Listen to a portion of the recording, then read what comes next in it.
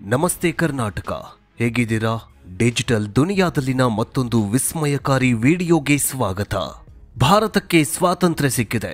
ಅಮೃತ ಮಹೋತ್ಸವವನ್ನ ಆಚರಿಸಿಕೊಳ್ತಾ ಇದೆ. ನಮಗೆ ಯಾವಾಗ ಸ್ವಾತಂತ್ರ್ಯ ಸಿಕ್ತೋ ಅದೇ ಸಂದರ್ಭದಲ್ಲಿ ಪಾಕಿಸ್ತಾನಕ್ಕೂ ಕೂಡ ಸ್ವಾತಂತ್ರ್ಯ ಸಿಕ್ತು. ಇಲ್ಲಿ ಡಿಫರೆನ್ಸ್ ಏನಂತಂದ್ರೆ ಭಾರತ ಹೇಗಿದೆ, ಪಾಕಿಸ್ತಾನ ಹೇಗಿದೆ. ಅಖಂಡ ಭಾರತವನ್ನ ಒಡೆದು ಪಾಕಿಸ್ತಾನ ಒಂದು ದೇಶವಾಗತ್ತೆ, ಅದು ಕೂಡ ಸ್ವತಂತ್ರ ದೇಶವಾಗತ್ತೆ. ಆದ್ರೆ ವಿಶ್ವದ ಬಲಿಷ್ಠ ರಾಷ್ಟ್ರಗಳ ಪೈಕಿ ಈಗ ಭಾರತ ಇದೆ, ವಿಶ್ವದ ದರಿದ್ರ ರಾಷ್ಟ್ರಗಳ ಪೈಕಿ ಪಾಕಿಸ್ತಾನವೇ ಇದೆ. ಹಾಗಾದ್ರೆ ಬ್ರಿಟಿಷರು ಲೂಟಿ ಮಾಡಿ ಹೋದ್ರೂ ಕೂಡ ಭಾರತ ಇಷ್ಟೊಂದು ಸಮೃದ್ಧವಾಗಿದೆಯಲ್ಲ, ಅದು ಹೇಗೆ? ಬ್ರಿಟಿಷರು ಎಷ್ಟು ಹಣವನ್ನ ಕೊಳ್ಳೆ ಹೊಡೆದಿದ್ದಾರೆ ಗೊತ್ತಾ? ಇದ್ರ ಬಗ್ಗೆ ಕ್ಲಿಯರ್ ಪಿಕ್ಚರ್ ಅನ್ನ ಈ ವಿಡಿಯೋದಲ್ಲಿ ಕೊಡ್ತಾ ಹೋಗ್ತೀನಿ. ವಿಡಿಯೋ ತುಂಬಾ ಇಂಟ್ರೆಸ್ಟಿಂಗ್ ಆಗಿರತ್ತೆ ಅಂಡ್ ಈ ವಿಡಿಯೋವನ್ನ ನಿಮ್ಮ ಮಕ್ಕಳಿಗೂ ಕೂಡ ತೋರಿಸಿ ಅವರ ಸಾಮಾನ್ಯ ಜ್ಞಾನವೂ ಕೂಡ ಬೆಳೆಯುತ್ತೆ. ಇಂತಹ ಮತ್ತಷ್ಟು ವಿಡಿಯೋಗಳು ನಮ್ಮ ಯೂಟ್ಯೂಬ್ ಚಾನೆಲ್ನಲ್ಲಿವೆ, ಅವುಗಳನ್ನು ನೋಡಿ ಪ್ರೋತ್ಸಾಹಿಸಿ ಅಂಡ್ ಲೈಕ್ ಕಮೆಂಟ್ ಕೂಡ ಮಾಡೋದನ್ನ ಮರೆಯಬೇಡಿ. ಬ್ರಿಟಿಷರು ಕೊಳ್ಳೆ ಹೊಡೆದಿದ್ದ ಹಣ ಎಷ್ಟು, ಯಾವ್ಯಾವ ರೀತಿಯಲ್ಲಿ ಮಾಡಿದ್ರು ಲೂಟಿ? ಬ್ರಿಟಿಷರು ಭಾರತಕ್ಕೆ ಅಧಿಕಾರ ಮರಳಿಸಿ 85 ವರ್ಷವಾಗಿದೆ. ಹೆಚ್ಚು ಕಡಿಮೆ 200 ವರ್ಷಗಳ ಕಾಲ ಭಾರತವನ್ನ ಆಳಿದ ಬ್ರಿಟಿಷರು ನಮ್ಮ ದೇಶದ ಹಣೆಬರಹ, ಭವಿಷ್ಯವನ್ನೇ ಬದಲಿಸಿ ಹೊರಟು ಹೋದ್ರು. ಬ್ರಿಟಿಷರು ಮತ್ತವರ ಆಡಳಿತದ ಬಗ್ಗೆ ಬಹಳಷ್ಟು ವೈರುಧ್ಯ ಅಭಿಪ್ರಾಯಗಳು ಇವೆ. ಬ್ರಿಟಿಷರ ಆಗಮನದಿಂದ ಭಾರತದ ನೆಲ ಪಾವನವಾಯಿತು ಅನ್ನುವವರು ಕೂಡ ಈಗಲೂ ಇದ್ದಾರೆ. ನಾಗರಿಕತೆಯೇ ಗಂಧವೇ ಇಲ್ಲದ ನಾಡಾಗಿದ್ದ ಭಾರತಕ್ಕೆ ಬ್ರಿಟಿಷರು ಆಧುನಿಕ ಮನೋಭಾವ ಬೆಳೆಸಿದ್ರು, ನಾಗರಿಕತೆಯ ಪರಿಚಯ ಮಾಡಿಸ್ಕೊಟ್ರು. 90 ಪಾಲು ಬಡತನವನ್ನೇ ಹೊಂದಿದ್ದ ದೇಶಕ್ಕೆ ಆರ್ಥಿಕ ಪುಷ್ಟಿ ನೀಡಿದ್ರು ಅಂತ ಕೆಲವರು ಹೇಳ್ತಾರೆ. ಆದರೆ ವಾಸ್ತವ ಏನ್ ಗೊತ್ತಾ? ಬ್ರಿಟಿಷರು ಬರುವ ಮುನ್ನ ಭಾರತ ಹೇಗಿತ್ತು ಎಂಬುದಕ್ಕೂ ಕೂಡ ವಿಭಿನ್ನ ಅಭಿಪ್ರಾಯಗಳು ಇವೆ. ಆದರೆ ಬ್ರಿಟಿಷರು ಹೇಳಿಕೊಂಡಷ್ಟರ ಮಟ್ಟದಲ್ಲಿ ಭಾರತದಲ್ಲಿ ಬಡತನ, ಅನಾಗರಿಕತೆಯಿತ್ತ ಎಂಬ ಪ್ರಶ್ನೆಯೂ ಕೂಡ ಮೂಡುತ್ತೆ. ಬ್ರಿಟಿಷರು 100 ವರ್ಷಗಳ ಹಿಂದೆ ಬ್ರಿಟಿಷರು ತಕ್ಕಡಿಯನ್ನ ಹಿಡ್ಕೊಂಡು ಬರ್ತಾರೆ, ವ್ಯಾಪಾರದ ನೆಪ ಮಾಡ್ಕೊಂಡು ಬರ್ತಾರೆ. 4 ವರ್ಷಗಳ ಹಿಂದೆ ಭಾರತದ ಶಾಸ್ತ್ರಜ್ಞೆ ಉತ್ಸಾ ಪಟ್ಟನಾಯಕ್ ಕೊಲಂಬಿಯಾ ಯೂನಿವರ್ಸಿಟಿ ಪ್ರೆಸ್ನಲ್ಲಿ ಒಂದು ಸಂಶೋಧನೆ ಲೇಖನವನ್ನ ಬರೆದಿದ್ರು. ಅದರಲ್ಲಿ ಅವರು ಬ್ರಿಟಿಷರು ಭಾರತದಲ್ಲಿ ಹೇಗೆಲ್ಲ ಕೊಳ್ಳೆ ಹೊಡೆದ್ರು, ಎಷ್ಟೆಲ್ಲ ಲೂಟಿ ಮಾಡಿದ್ರು ಎಂಬಿತ್ಯಾದಿ ಸಂಗತಿಗಳನ್ನ ಬಿಚ್ಚಿಟ್ಟಿದ್ದಾರೆ. ಹಾಗಾದ್ರೆ ಬ್ರಿಟಿಷರು ಹೇಳೋದೇನು? 2 ಶತಮಾನಗಳ ಕಾಲ ಭಾರತದಲ್ಲಿ ಆಳ್ವಿಕೆ ನಡೆಸಿದ ಬ್ರಿಟಿಷರು ತಾವು ಭಾರತವನ್ನ ಉದ್ಧಾರ ಮಾಡಲೆಂದೇ ಕೈಂಕರ್ಯ ತೊಟ್ಟುಕೊಂಡಿದ್ರು ಅಂತ ಈಗಲೂ ಹೇಳ್ತಾರೆ. ಭಾರತವನ್ನ ಉದ್ಧಾರ ಮಾಡೋದಕ್ಕೆ ಹೋಗಿ ಬ್ರಿಟನ್ ಭಾರಿ ನಷ್ಟ ಮಾಡಿಕೊಳ್ತು ಅಂತ ಬ್ರಿಟಿಷರು ಹೇಳ್ತಾರೆ. 2014ರಲ್ಲಿ ನಡೆದ ಸಮೀಕ್ಷೆಯೊಂದರ ಪ್ರಕಾರ ಬ್ರಿಟನ್ ದೇಶ ಅರ್ಧಕ್ಕೂ ಹೆಚ್ಚು ಜನರು ಇದೇ ಭಾವನೆಯನ್ನ ಹೊಂದಿದ್ದಾರೆ. ಅಂದ್ರೆ ಭಾರತವನ್ನ ಉದ್ಧಾರ ಮಾಡೋದಕ್ಕೆ ಬಂದಿದ್ರಂತೆ ಈ ಬ್ರಿಟಿಷರು, ಹಾಗಂತ ಅಲ್ಲಿನ ಬ್ರಿಟನ್ ನಂಬಿಕೊಂಡು ಬರೆದಿದ್ದಾರೆ. ನಿಯಾಲ್ ಫರ್ಗೂಸನ್ ಬರೆದ ವೈಟ್ ಮ್ಯಾನ್ ಬರ್ಡನ್ ಎಂಬ ಪುಸ್ತಕದಲ್ಲಿ ಈ ವಿಚಾರಗಳು ಇವೆ. ಅನಾಗರಿಕ ಸಮಾಜಗಳಿಗೆ ನಾಗರಿಕತೆಯ ಪರಿಚಯ ಮಾಡಿಸಲು ಬ್ರಿಟಿಷರು ವಸಾಹತು ನಿರ್ಮಿಸಿದ್ರು ಅಂತ ಸಂದೇಶವನ್ನ ಪುಸ್ತಕದಲ್ಲಿ ಬರೆದಿದ್ದಾರೆ. ಭಾರತದಲ್ಲಿ ವಸಾಹತು ನಿರ್ಮಿಸಿದ್ದು ಬ್ರಿಟನ್ಗೆ ತೀರಾ ದುಬಾರಿಯಾಯಿತು. ಭಾರತದಲ್ಲಿ ಬ್ರಿಟನ್ ಬಹಳ ದೊಡ್ಡ ಮಟ್ಟಕ್ಕೆ ಹೂಡಿಕೆ ಮಾಡಬೇಕಾಯಿತು ಅಂತ ಹೇಳಲಾಗಿತ್ತು. ಬ್ರಿಟನ್ನ ಮಾಜಿ ಪ್ರಧಾನಿ ಡೇವಿಡ್ ಕ್ಯಾಮರನ್ ಮೊದಲಾದವರು ಕೂಡ ಈ ಅನಿಸಿಕೆಗಳಿಗೆ ಬೆಂಬಲ ವ್ಯಕ್ತಪಡಿಸಿಕೊಂಡು ಬಂದಿದ್ದಾರೆ. ಆದರೆ ಬ್ರಿಟಿಷರು ಹೇಳಿಕೊಳ್ಳುವಂತೆ ಭಾರತ 18ನೇ ಶತಮಾನಕ್ಕಿಂತ ಮುಂಚೆ ಅನಾಗರಿಕ ಸಮಾಜವಾಗಿತ್ತ, ಬಡತನ ದೇಶವಾಗಿತ್ತ. ಹಾಗಾದ್ರೆ ಶ್ರೀಕೃಷ್ಣ ದೇವರಾಯನ ಕಾಲದಲ್ಲಿ ಚಿನ್ನದ ನಾಣ್ಯಗಳನ್ನ ಬೀದಿ ಬೀದಿಯಲ್ಲಿ ಮಾರಾಟ ಮಾಡ್ತಾ ಇದ್ದಂತಹ ವಿಚಾರ ಎಲ್ಲ ಸುಳ್ಳ? ಭಾರತದಲ್ಲಿ ಅದ್ಭುತ ವಾಸ್ತುಶಿಲ್ಪ ತಂತ್ರಜ್ಞಾನ ಎನಿಸಿದ ಅನೇಕ ದೇವಾಲಯಗಳನ್ನ ಏಲಿಯನ್ಗಳು ನಿರ್ಮಿಸಿದ್ದ. ಹಾಗಾದ್ರೆ ಬಹಳ ಗೊಂದಲಗಳು, ಪ್ರಶ್ನೆಗಳು ಮೂಡೋದು ಸಹಜ. ವಾಸ್ತವದಲ್ಲಿ ಬ್ರಿಟಿಷರು ಚೆನ್ನಾಗಿ ಲೂಟಿ ಮಾಡಿಯೇ ಭಾರತವನ್ನ ಬಿಟ್ಟು ಹೋದ್ರು ಅಂತೆಲ್ಲ ಹೇಳಲಾಗತ್ತೆ. ಬ್ರಿಟಿಷರು 1765ರಿಂದ 1938ರವರೆಗಿನ ಅವಧಿಯಲ್ಲಿ ಕೊಳ್ಳೆ ಹೊಡೆದ ಹಣ ಸುಮಾರು $45 ಟ್ರಿಲಿಯನ್ ಅಥವಾ ಸುಮಾರು 3500 ಲಕ್ಷ ಕೋಟಿ ರೂಪಾಯಿ. ಈ ಅವಧಿಯಲ್ಲಿ ಭಾರತದಲ್ಲಿ ದಾಖಲಾದ ವ್ಯಾಪಾರ ಮತ್ತು ತೆರಿಗೆಯ ಪಾವತಿ ಆಧರಿಸಿ ಈ ಹಣವನ್ನ ಲೆಕ್ಕ ಹಾಕಲಾಗಿದೆ. $45 ಟ್ರಿಲಿಯನ್ ಅಂದ್ರೆ ಸಾಮಾನ್ಯದ ಮಾತಲ್ಲ. ನಮ್ಮ ಈಗಿನ ಭಾರತ ಮತ್ತು ಬ್ರಿಟನ್ ಎರಡೂ ದೇಶಗಳ GDPಯನ್ನ ಒಟ್ಟು ಸೇರಿಸಿದ್ರೂ ಕೂಡ 17 ಪಟ್ಟು ಹೆಚ್ಚಾಗಿರುತ್ತೆ. ಬ್ರಿಟಿಷರು ಲೂಟಿ ಮಾಡಿದ್ದಾರೆ ಅಂತ ಹೇಳಲಾಗೋ ಈ $45 ಟ್ರಿಲಿಯನ್ ಎಂಬುದು ಕೇವಲ ತೆರಿಗೆ ಹಣದ ಲೆಕ್ಕಾಚಾರ.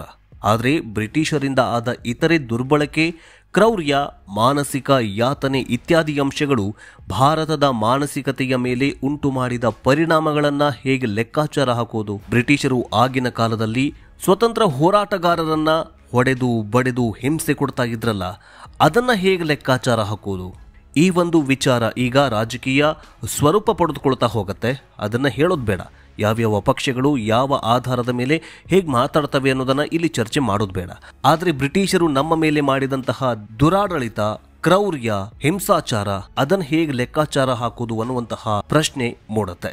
ಬ್ರಿಟಿಷರು ನೇರವಾಗಿ ಭಾರತವನ್ನ ಆಕ್ರಮಣ ಮಾಡಿದ್ದಲ್ಲ, ವ್ಯಾಪಾರಗಳಿಗಾಗಿ ಬಂದು ಇಲ್ಲಿ ಪ್ರಭುತ್ವ ಸ್ಥಾಪಿಸಿದಿರುವಂತ ಇತಿಹಾಸದ ವಿಜ್ಞಾನಿಗಳಿಗೆ ಬ್ರಿಟಿಷರು ನೇರವಾಗಿ ಭಾರತಕ್ಕೇನು ಬಂದಿಲ್ಲ, ಅವರು ವ್ಯಾಪಾರದ ನೆಪ ಮಾಡ್ಕೊಂಡು ಬಂದರು ಅನ್ನೋದು ನಮಗೆಲ್ಲ ಗೊತ್ತೇ ಇರುವಂತಹ ಸಂಗತಿ. 17ನೇ ಶತಮಾನದಲ್ಲಿ ಬ್ರಿಟನ್ ದೇಶದ ಈಸ್ಟ್ ಇಂಡಿಯಾ ಕಂಪನಿ ಎಂಬ ವ್ಯಾಪಾರ ಸಂಸ್ಥೆ ಭಾರತಕ್ಕೆ ಬಂತು. 1608ರಲ್ಲಿ ಸೂರತ್ಗೆ ಈಸ್ಟ್ ಇಂಡಿಯಾ ಕಂಪನಿ ಆಗಮನ ಮಾಡಿತು. ಸೂರತ್, ಬಾಂಬೆ, ಮದ್ರಾಸ್, ಮಚಲಿಪಟ್ಟಣಂ, ಕೋಲ್ಕತ್ತಾ ಮೊದಲಾದ ಕರಾವಳಿ ನಗರಗಳಲ್ಲಿ ಈಸ್ಟ್ ಇಂಡಿಯಾ ಕಂಪನಿ ಕಾರ್ಖಾನೆಗಳನ್ನು ಸ್ಥಾಪನೆ ಮಾಡಿತು. ಭಾರತದ ಉತ್ಪನ್ನಗಳನ್ನು ಖರೀದಿಸಿ ಅದನ್ನು ಐರೋಪ್ಯ ಮಾರುಕಟ್ಟೆಗಳಲ್ಲಿ ಮಾರಾಟ ಮಾಡುವ ಕಾಯಕವನ್ನು ಇದೇ ಈಸ್ಟ್ ಇಂಡಿಯಾ ಕಂಪನಿ ಮಾಡ್ತಾ ಹೋಗ್ತು. ಆಗ ವಹಿವಾಟಿಗೆ ಬಳಕೆ ಮಾಡ್ತಾ ಇದ್ದದ್ದು ಬೆಳ್ಳಿ ಮತ್ತು ಚಿನ್ನ. ಭಾರತೀಯರಿಂದ ಜವಳಿ ಮತ್ತು ಅಕ್ಕಿಯನ್ನ ಖರೀದಿ ಮಾಡ್ತಾ ಇತ್ತು. ಬದಲಾಗಿ ಬೆಳ್ಳಿ ಮತ್ತು ಚಿನ್ನ ಕೊಡೋದಕ್ಕೆ ಶುರು ಮಾಡಿತು. ಇದು ಬ್ರಿಟಿಷ್ ಈಸ್ಟ್ ಇಂಡಿಯಾ ಕಂಪನಿ ಕಾಲಿಟ್ಟ ಆರಂಭಿಕ ಹಂತದಲ್ಲಿ ನಡೀತಾ ಇದ್ದ ವ್ಯವಹಾರ.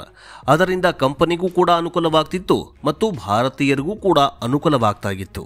ಇನ್ನು ಬ್ರಿಟಿಷ್ ಈಸ್ಟ್ ಇಂಡಿಯಾ ಕಂಪನಿ ಆರಂಭದಲ್ಲಿ ಒಳ್ಳೆಯ ವ್ಯಾಪಾರ ಮಾಡ್ಕೊಂಡಿತ್ತೇನೋ ನಿಜ.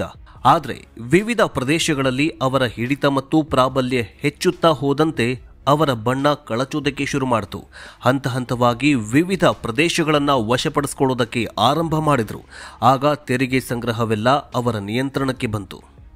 ಭಾರತದಲ್ಲಿ ಸಂಗ್ರಹಿಸಿದ ತೆರಿಗೆ ಹಣವನ್ನ ಇಲ್ಲಿಗೆ ಹೂಡಿಕೆ ಮಾಡುವ ಗೋಜಿಗೆ ಬ್ರಿಟಿಷರು ಹೋಗಲಿಲ್ಲ. 1/3 ತೆರಿಗೆ ಹಣವನ್ನ ಭಾರತೀಯ ಉತ್ಪಾದಕರಿಂದ ಸರಕು ಕೊಂಡು ಅದನ್ನ ತಮ್ಮ ದೇಶಕ್ಕೆ ಕಳುಹಿಸ್ತಾಗಿದ್ರು. ಇದು ಆಗ ಬ್ರಿಟಿಷರು ಕೈಗೊಂಡ ಮೊದಲ ದೊಡ್ಡ ದರೋಡೆ. ಇನ್ನೊಂದು ದಾರುಣ ವ್ಯವಸ್ಥೆ ಏನಪ್ಪಾ ಅಂತಂದ್ರೆ, ಮೊದಮೊದಲು ಭಾರತೀಯರಿಂದ ಖರೀದಿಸಿದ ಉತ್ಪನ್ನಗಳಿಗೆ ಬದಲಾಗಿ ಚಿನ್ನ ಮತ್ತು ಬೆಳ್ಳಿಯನ್ನ ಕೊಡ್ತಾ ಇದ್ದಂತಹ ಬ್ರಿಟಿಷರು ಬರ್ತಾ ಬರ್ತಾ ಅದನ್ನ ನಿಲ್ಲಿಸಿಬಿಟ್ರು. ಭಾರತೀಯ ಸಂಸ್ಥೆಗಳಿಂದ ಬರ್ತಾ ಇದ್ದ ಆದಾಯವನ್ನೇ ಬಳಸಿ ಭಾರತೀಯ ಉತ್ಪನ್ನಗಳನ್ನು ಖರೀದಿಸುವುದಕ್ಕೆ ತೊಡಗಿದ್ರು. ಇದರಿಂದ ಈಸ್ಟ್ ಇಂಡಿಯಾ ಕಂಪನಿಗೆ 100% ಆದಾಯ ಬರೋದಕ್ಕೆ ಶುರು ಮಾಡಿತು. ಇನ್ನು 18 ಮತ್ತು 19ನೇ ಶತಮಾನ ಬ್ರಿಟನ್ನಲ್ಲಿ ಕೈಗಾರಿಕಾ ಕ್ರಾಂತಿ ನಡೆದ ಕಾಲ. ಈಸ್ಟ್ ಇಂಡಿಯಾ ಕಂಪನಿ ಭಾರತದಲ್ಲಿ ಭಾರೀ ಆದಾಯ ಗಳಿಸ್ತಾ ಇದ್ದದ್ದು ಕೈಗಾರಿಕಾ ಕ್ರಾಂತಿಗೆ ಪುಷ್ಟಿ ಸಿಕ್ಕಂತಾಯಿತು. ಭಾರತದಲ್ಲಿ ಹೇರಳವಾಗಿದ್ದ ಕಬ್ಬಿಣ ಮತ್ತು ಮರ ಇತ್ಯಾದಿ ಕಚ್ಚಾ ವಸ್ತುಗಳನ್ನು ಉಚಿತವಾಗಿ ಖರೀದಿಸಿ ಬ್ರಿಟನ್ ದೇಶಕ್ಕೆ ಕಳುಹಿಸೋದಕ್ಕೆ ಶುರು ಮಾಡಿತು. ಇದು ಅಲ್ಲಿನ ಕೈಗಾರಿಕಾ ಕ್ರಾಂತಿಗೆ ಬಹಳ ಅನುಕೂಲವಾಗಿ ಪರಿಣಮಿಸಿತು. 1857 ಸಿಪಾಯಿ ದಂಗೆ ಆಗುವಾಗಲೂ ಭಾರತವನ್ನ ಬ್ರಿಟಿಷ್ ಈಸ್ಟ್ ಇಂಡಿಯಾ ಕಂಪನಿ ನಿಯಂತ್ರಣದಲ್ಲಿ ಇಟ್ಟುಕೊಂಡಿತ್ತು. ಆದರೆ ಈ ಕಂಪನಿಯ ನಿಯಂತ್ರಣ ಬ್ರಿಟನ್ ಅರಸನದ್ದಾಗಿತ್ತು. 1858ರಲ್ಲಿ ಬ್ರಿಟನ್ ದೊರೆಗೆ ನೇರವಾಗಿ ಭಾರತದ ಆಳ್ವಿಕೆ ಮಾಡತೊಡಗಿದ್ರು. ಆಗ ಒಂದು ಉದಾಹರಣೆಯಾಯಿತು. ಬ್ರಿಟಿಷ್ ಈಸ್ಟ್ ಇಂಡಿಯಾ ಕಂಪನಿಯ ಬದಲಾಗಿ ಭಾರತೀಯ ಉತ್ಪಾದಕರು ತಮ್ಮ ಉತ್ಪನ್ನಗಳನ್ನು ನೇರವಾಗಿ ರಫ್ತು ಮಾಡಲು ಅವಕಾಶ ಕೊಡಲಾಯಿತು. ಮೇಲ್ನೋಟಕ್ಕೆ ಇದು ಭಾರತೀಯ ಉದ್ಯಮಕ್ಕೆ ಪುಷ್ಟಿ ಕೊಡುವ ರೀತಿ ಕಾಣಿಸಿದ್ರೂ ಕೂಡ ಅವರ ಮರ್ಮ ಬೇರೆಯೇ ಆಗಿತ್ತು. ಇಲ್ಲಿ ಭಾರತೀಯರ ಉತ್ಪಾದಕರ ಜೊತೆ ವ್ಯವಹಾರ ಮಾಡ್ತಾ ಇದ್ದ ಬ್ರಿಟಿಷ್ ವ್ಯಾಪಾರಿಗಳು ಚಿನ್ನ ಮತ್ತು ಬೆಳ್ಳಿಯ ಬದಲಾಗಿ ಸ್ಪೆಷಲ್ ಕೌನ್ಸಿಲ್ ಬಿಲ್ ಮೂಲಕ ಪಾವತಿ ಮಾಡ್ತಾ ಹೋದ್ರು. ಬ್ರಿಟಿಷ್ ವ್ಯಾಪಾರಿಗಳಿಗೆ ಮಾರಾಟ ಮಾಡಿದ ಬಳಿಕ ಸಿಗ್ತಾ ಇದ್ದ ಕೌನ್ಸಿಲ್ ಬಿಲ್ಗಳನ್ನು ಭಾರತದಲ್ಲಿ ಬ್ರಿಟಿಷ್ ಕಚೇರಿಗಳಲ್ಲಿ ನೀಡಿ ಹಣ ಪಡೆಯಬಹುದಿತ್ತು. ಆದರೆ ಆ ಹಣ ಭಾರತದ ತೆರಿಗೆ ಹಣವೇ ಆಗಿತ್ತು. ಬ್ರಿಟನ್ ದೇಶದಲ್ಲಿ ಭಾರತದಿಂದ ಉಚಿತವಾಗಿ ಸರಕುಗಳು ಸಿಕ್ಕಂತಾಗ್ತಾ ಇತ್ತು ಹಾಗೂ ತಮ್ಮ ದೇಶದ ಚಿನ್ನ ಸೇರಿದಂತೆ ಯಾವ ವಸ್ತುವು ಕೂಡ ಹೊರ ಹೋಗದ ಹಾಗೆ ಉಳಿದಂತಾಗ್ತಿತ್ತು. ಒಂದೇ ಕಲ್ಲಿಗೆ 2 ಹಕ್ಕಿಯನ್ನ ಬ್ರಿಟಿಷರು ಹೊಡಿತಾ ಇದ್ರು. ಇನ್ನು ಬ್ರಿಟಿಷರು ಆಗಮಿಸುವ ಮುನ್ನ ಭಾರತ ಸಮೃದ್ಧವಾಗಿತ್ತು. ವಿಶ್ವ GDPಯಲ್ಲಿ ಭಾರತದ ಪಾಲು 25% ಇತ್ತು ಅಂತ ಹೇಳಲಾಗತ್ತೆ. ಭಾರತದ ಜವಳಿ ಉತ್ಪನ್ನಗಳು ಬಹಳ ಜನಪ್ರಿಯವಾಗಿದ್ವು. ಕೈಮಗ್ಗದಿಂದ ತಯಾರಿಸಲಾದ ಉತ್ಪನ್ನಗಳಿಗೆ ಬೇಡಿಕೆ ವಿಪರೀತ ಇತ್ತು. ಆದರೆ ಬ್ರಿಟನ್ ದೇಶ ಕೈಗಾರಿಕಾ ಕ್ರಾಂತಿಯಾದ ಬಳಿಕ ಯಂತ್ರಗಳಿಂದ ಬಟ್ಟೆ ನೇಯೋದಕ್ಕೆ ಶುರು ಮಾಡಿತು. ಬಹಳ ಕಡಿಮೆ ದರದಲ್ಲಿ ಜವಳಿ ಉತ್ಪನ್ನಗಳು ತಯಾರಾಗುವುದಕ್ಕೆ ಶುರುವಾಯಿತು.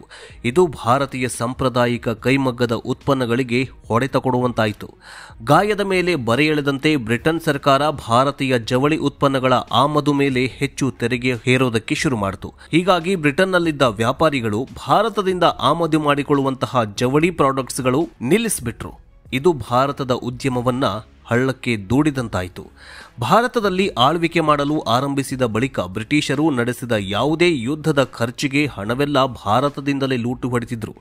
ಯುರೋಪ್, ಕೆನಡಾ, ಆಸ್ಟ್ರೇಲಿಯಾ ಮೊದಲಾದ ಕಡೆ ಬ್ರಿಟಿಷರು ಮಾಡಿದ ವಿಸ್ತರಣಾ ಕಾರ್ಯಗಳಿಗೆ ಫಂಡಿಂಗ್ ಸಿಕ್ಕಿದ್ದು ಭಾರತದಿಂದಲೇ. ಬ್ರಿಟನ್ ದೇಶದಲ್ಲಿದ್ದ ಸೈನಿಕರ ಸಂಖ್ಯೆ ಬಹಳ ದೊಡ್ಡದು. ಬ್ರಿಟನ್ ಯುದ್ಧಗಳಲ್ಲಿ ಬಳಸಲಾಗ್ತಾ ಇದ್ದ ಭಾರತೀಯ ಸೈನಿಕರ ಪೈಕಿ 54,000 ಯೋಧರು ಬಲಿದಾನವಾಗಿದ್ದಾರೆ. ಬ್ರಿಟಿಷರು ಆಳ್ವಿಕೆ ನಡೆಸಿದ್ದ 200 ವರ್ಷಗಳಲ್ಲಿ ಭಾರತದ ಆರ್ಥಿಕತೆ ನಿರಂತರವಾಗಿ ಕುಗ್ಗುತ್ತಾ ಹೋಗಿತ್ತು. 19ನೇ ಶತಮಾನದ ಅಂತ್ಯದ ವೇಳೆಗೆ ಭಾರತದ ರಾಷ್ಟ್ರೀಯ ಆದಾಯ ಅರ್ಧಕರ್ಧ ಕುಸಿದಿತ್ತು. 1870ರಿಂದ 1920ರವರೆಗೆ ಭಾರತೀಯರ ಸರಾಸರಿ ಜೀವಿತಾವಧಿ ಭಾರಿ ಕಡಿಮೆಗೊಂಡಿತ್ತು. ಬ್ರಿಟಿಷರ ಇತರೆ ಅನೇಕ ನೀತಿಗಳ ಪರಿಣಾಮವಾಗಿ ಭಾರತದಲ್ಲಿ ಹಲವು ಬಾರಿ ಬರ, ಕ್ಷಾಮ ಪರಿಸ್ಥಿತಿ ಉಂಟಾಗಿತ್ತು. 1943ರ ಬಂಗಾಳ ಕ್ಷಾಮಕ್ಕೆ ಹೆಚ್ಚು ಕಡಿಮೆ 30 ಲಕ್ಷ ಭಾರತೀಯರು ಸಾವಿಗೀಡಾಗಿದ್ರು. ಇದೆಲ್ಲದರ ಜೊತೆಗೆ ಬ್ರಿಟಿಷರು ತಂದ ಶಿಕ್ಷಣ ವ್ಯವಸ್ಥೆ ಇತ್ಯಾದಿ ಕ್ರಮಗಳು ಭಾರತೀಯರಿಗೆ ಹೊಸ ರೀತಿಯ ಗುಲಾಮಗಿರಿ ಮಾನಸಿಕತೆಯನ್ನ ತಂದಿತು ಅಂತ ಕೆಲವರು ಆರೋಪ ಮಾಡ್ತಾರೆ. ಇನ್ನು ಇದಿಷ್ಟೇ ಅಲ್ಲದೆ ಬ್ರಿಟಿಷರು ಬರೋಬ್ಬರಿ $45 ಟ್ರಿಲಿಯನ್ ಅನ್ನ ಕೊಳ್ಳೆ ಹೊಡೆದ್ರೂ ಕೂಡ ಈಗ ನಮ್ಮದೇನೂ ತಪ್ಪಿಲ್ಲ, ನಾವು ಭಾರತದಲ್ಲಿ ಅಭಿವೃದ್ಧಿ ಮಾಡೋದಕ್ಕೆ ಹೋಗಿದ್ವಿ ಅನ್ನುವಂತಹ ಮಾತುಗಳನ್ನು ಆಡ್ತಾರೆ. ಆದರೆ ಕರ್ಮ ರಿಟರ್ನ್ಸ್ ಅಂತಾರಲ್ಲ, ಅದು ಈಗ ಬ್ರಿಟನ್ಗೆ ಆಗ್ತಾಗಿದೆ. ಒಂದು ಕಾಲದಲ್ಲಿ ಸೂರ್ಯ ಮೊಳಗದ ಸಾಮ್ರಾಜ್ಯವೇ ಇಲ್ಲ ಅನ್ನೋ ಹಾಗೆ ಬಂಗಾರದ ಹೊಗೆಯ ಆಡ್ತಾ ಇದ್ದಂತಹ ದೇಶ ಬ್ರಿಟನ್ಗೆ ಈಗ ಸಾಲು ಸಾಲು ಗಂಡಾಂತರಗಳು, ಸಾಲು ಸಾಲು ಕಷ್ಟಗಳು, ಸಾಲು ಸಾಲು ಹಿಂಸಾಚಾರಗಳು ಅಲ್ಲಿ ಸಂಭವಿಸ್ತಾ ಇವೆ. ಇದು ಭಾರತೀಯರ ಶಾಪ ಅಂತಾನೆ ಹೇಳಬಹುದು. ಅಂಡ್ ಒನ್ ಮೋರ್ ಥಿಂಗ್, 85 ವರ್ಷಗಳ ಹಿಂದೆ ನಮ್ಮನ್ನ ಆಳಿದಂತಹ ಬ್ರಿಟಿಷರು ಈಗ 85 ವರ್ಷಗಳ ನಂತರ ಭಾರತೀಯ ಒಬ್ಬ ವ್ಯಕ್ತಿ ಬ್ರಿಟನ್ ಅನ್ನ ಆಳ್ತಿದ್ದಾನೆ. ಅದೇ ರಿಷಿ ಸುನಾಕ್. ಅದೇನೇ ಇರಲಿ, ಈಗಲೂ ಕೂಡ ಬ್ರಿಟಿಷರ ವಿರುದ್ಧ ಮಾತಾಡೋರು ಇದ್ದಾರೆ. ಆದರೆ ಬ್ರಿಟಿಷರ ಪರ ಮಾತಾಡೋರು ಕೂಡ ಕೆಲ ಕೆಟ್ಟ ಹುಳಗಳು ಇದ್ದಾವೆ. ಡಿಜಿಟಲ್ ದುನಿಯಾದಲ್ಲಿನ ಇನ್ನಷ್ಟು ಅಪ್ಡೇಟ್ಸ್ಗಾಗಿ ನಮ್ಮ ಯೂಟ್ಯೂಬ್ ಚಾನಲ್ ಅನ್ನು ಸಬ್ಸ್ಕ್ರೈಬ್ ಮಾಡಿ.